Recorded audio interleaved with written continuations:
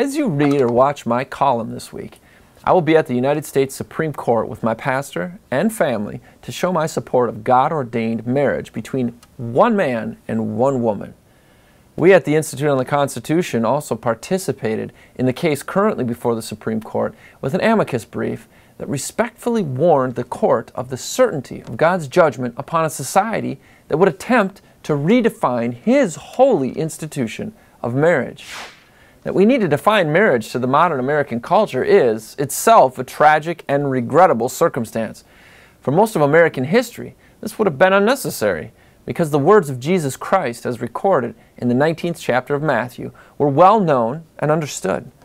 Have you not read that He who made them at the beginning made them male and female, and said, "For this reason a man shall leave his father and mother and be joined to his wife, and the two shall become one flesh"? You might call this the "since the creation of humankind" definition of marriage, or the "before the foundation of the earth" definition of marriage, or the "settled in heaven for all eternity" definition of marriage, or you might just call it the definition of marriage.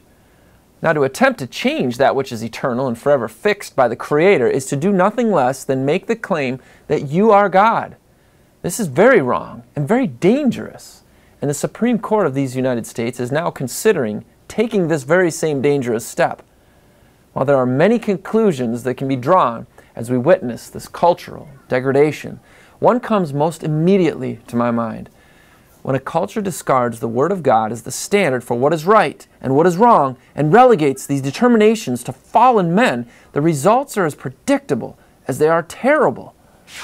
In the time of the founding of America, when a biblical worldview was predominant in the American people, this connection between following the commandments and peaceable existence was clearly known, easily understood, and evidentially experienced in the American culture.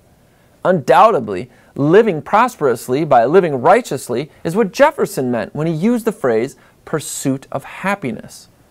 Psalm 2 warns that when the judges and the rulers of the earth throw off God's law and take it upon themselves to make their own rules for right and wrong, they will be dashed to pieces like a rod of iron striking a clay pot. Regrettably, we seem to be setting ourselves up for this very lesson. Unless our government officials start obeying God and stop playing God, this is a lesson we will experience fully. This is Jake McCauley with the Institute on the Constitution, bringing you the American View.